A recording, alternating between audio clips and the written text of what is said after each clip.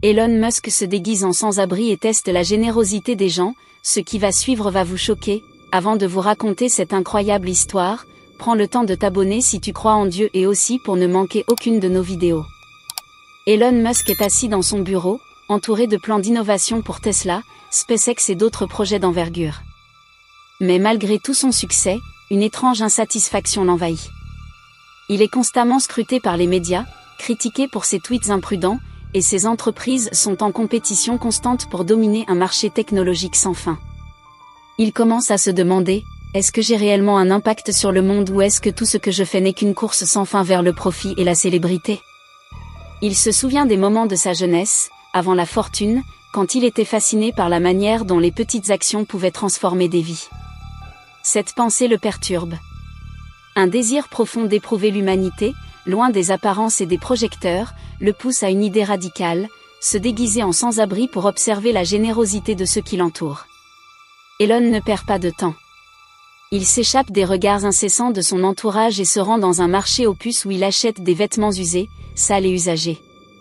Il se laisse pousser une barbe hirsute et se maquille pour obscurcir les traits de son visage. En quelques heures, l'homme millionnaire devient un vagabond aux yeux fatigués, aux vêtements déchirés et à la démarche hésitante. Il se regarde dans le miroir d'un magasin, presque méconnaissable.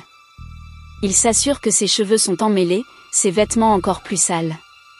À ce moment, il ne ressemble plus à l'homme qui dirige une des plus grandes entreprises de la planète. Il disparaît dans la masse de la ville, avec une volonté de passer inaperçu. La transformation est achevée, et une partie de lui ressent un étrange mélange de soulagement et d'anxiété. Elon se rend dans le centre animé de Los Angeles, une ville vibrante où les contrastes sont frappants. En s'asseyant sur un banc de parc, il se rend compte à quel point la solitude d'un sans-abri peut être accablante. Il tend la main, non pas pour mendier, mais pour voir la réaction des gens qui passent. Les premières minutes sont longues et silencieuses. Les gens passent, absorbés dans leurs pensées, indifférents à sa présence. Un ou deux lui jettent un regard furtif, d'autres détournent le regard avec précaution. Personne ne semble vouloir l'aider. Pourtant, dans cette scène banale de la vie urbaine, Elon commence à percevoir un aspect de la société qu'il n'avait jamais vraiment vu. Cela le perturbe. Pourquoi cette indifférence face à la souffrance, même discrète? Alors qu'il commence à douter de l'expérience qu'il mène, un adolescent s'approche de lui. Il est grand, avec des cheveux en désordre et un sac à dos lourd qui semble dépasser de sa taille. Il marche lentement, mais s'arrête soudainement devant Elon, le scrutant attentivement, comme s'il avait remarqué quelque chose de différent. L'adolescent, sans poser de questions ni demander qui il est, dépose une pièce dans la main d'Elon, avant de s'éloigner rapidement. Elon est étonné par la pureté de ce geste.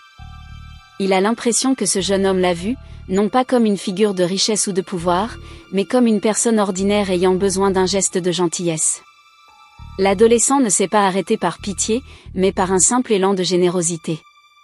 La scène bouleverse Elon, il n'avait jamais vu une telle réactivité humaine dans la foule indifférente. Ce geste simple mais significatif résonne profondément en Elon. L'adolescent, entendant la pièce, ne cherche pas à se valoriser ni à être vu. C'est un acte d'empathie pure, dénué de tout calcul. Elon ressent une chaleur inattendue dans son cœur. Il aurait pu simplement remercier le jeune homme, mais il se trouve sans voix. Ce n'est pas le montant de la pièce qui compte, mais l'intention qui se cache derrière. Alors que l'adolescent commence à s'éloigner, Elon murmure à peine, presque dans un souffle, « Merci, tu es une bonne personne. » L'adolescent ne répond pas, mais son sourire discret suffit à tout dire. Ce petit moment humain, aussi éphémère soit-il, restera gravé dans l'esprit d'Elon. Il sent qu'il y a encore des lueurs d'espoir dans un monde parfois insensible. Elon passe les heures suivantes à observer. Les gens qui marchent rapidement, ceux qui regardent ailleurs, et ceux qui détournent leur regard par gêne. Il réalise que la générosité n'est pas absente, mais qu'elle est souvent noyée sous les distractions de la vie moderne. Les gens sont pris dans leur quotidien, absorbés par leurs préoccupations. Mais le jeune homme, malgré les difficultés qu'il doit probablement traverser, a su faire une pause dans son monde pour agir. Elon se rend compte que la vraie générosité ne se mesure pas en grandeur, mais dans la simplicité des actes. Et il comprend que ce geste simple a un poids plus lourd qu'il n'aurait pu imaginer. Après avoir passé plusieurs jours dans les rues, Elon décide de revenir à sa vie normale. Mais il n'arrive pas à chasser ce souvenir de l'adolescent. Ce geste de pure bonté change sa perception du monde. Il commence à se poser des questions. Combien de fois, dans sa quête incessante de technologie et d'innovation, a-t-il ignoré des moments aussi simples mais importants? Pourquoi son monde semble-t-il si déconnecté des réalités humaines? Ses conversations avec ses équipes et ses proches lui paraissent désormais dénuées de sens. Il sent un fossé grandissant entre ce qu'il fait et ce qu'il ressent. Il comprend que les vraies innovations ne se trouvent pas seulement dans la technologie, mais dans la manière dont les gens interagissent, se soutiennent et prennent soin les uns des autres. C'est durant une nuit d'insomnie qu'Elon prend une décision. Il veut retrouver cet adolescent et lui offrir quelque chose qui changera sa vie. Pas un simple remerciement ou une petite aide financière, mais une véritable opportunité, celle de changer de trajectoire, d'aller plus loin que ce qu'il aurait jamais imaginé. Mais Elon sait que ce ne sera pas facile. Il doit retrouver ce jeune homme dans une ville vaste, sans aucune information à part l'acte de générosité qu'il a vécu.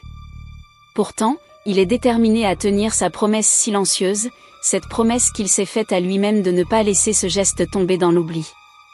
Elon utilise toutes les ressources à sa disposition, il scrute les caméras de surveillance, pose des questions aux commerçants du quartier, et interroge discrètement les habitants.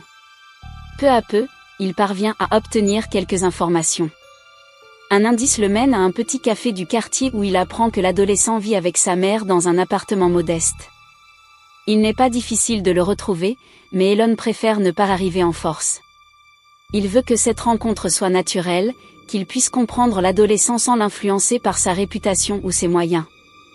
Il veut qu'il reste authentique, et qu'il puisse choisir son propre chemin sans pression extérieure. Une semaine plus tard, Elon, toujours déguisé, entre dans le café où l'adolescent a l'habitude de traîner. Il s'assoit à une table, attendant que le jeune homme apparaisse. Lorsqu'il le voit, il s'approche de lui sans se faire remarquer, et engage la conversation. Ils échangent d'abord des banalités, et puis Elon, tout en gardant son anonymat, lui pose la question « Pourquoi as-tu donné cette pièce ?» Le jeune homme, étonné par la question, répond avec une simplicité désarmante « Parce que tout le monde mérite un peu de bienveillance. » Elon est frappé par la clarté de ses propos. C'est un garçon qui a vu la pauvreté de près, mais qui reste animé par l'espoir et la bonté. Leur échange, d'une profondeur inattendue, marque un tournant pour Elon. Il voit un potentiel énorme dans ce jeune homme, non seulement pour sa propre vie, mais aussi pour la société. Alors que la conversation se poursuit, Elon dévoile peu à peu ses intentions. Il propose au jeune homme un stage dans l'une de ses entreprises. Il lui explique que, s'il le souhaite, il peut l'accompagner dans son parcours pour qu'il puisse étudier, travailler et se développer dans un environnement favorable. Mais Elon ne s'arrête pas là. Il lui offre également une bourse pour ses études et un soutien financier pour sa famille. Le jeune homme, désormais soutenu par Elon, d'abord commence à fréquenter l'entreprise et à travailler aux côtés des ingénieurs de SpaceX. Cette offre semble irréelle, trop belle pour être vraie. Il se fait un nom, mais après un moment de silence, des technologies de pointe et à participer à des projets ambitieux. Ce genre d'opportunité n'arrive mais ce n'est pas juste une transformation professionnelle qu'il vit. Il prend peu à peu conscience de ses propres capacités et de l'impact qu'il peut avoir sur le monde. Grâce à Elon, il trouve sa place, non seulement dans le monde technologique, mais dans celui des possibilités infinies. Au fur et à mesure que le jeune homme évolue dans sa carrière, Elon se rend compte que son propre parcours a changé. Ce geste de générosité envers un inconnu lui a permis de redécouvrir un aspect fondamental de sa propre existence, la recherche du sens profond derrière chaque action. Il commence à se réinvestir dans des projets de philanthropie, soutenant des initiatives qui favorisent l'éducation et l'égalité des chances.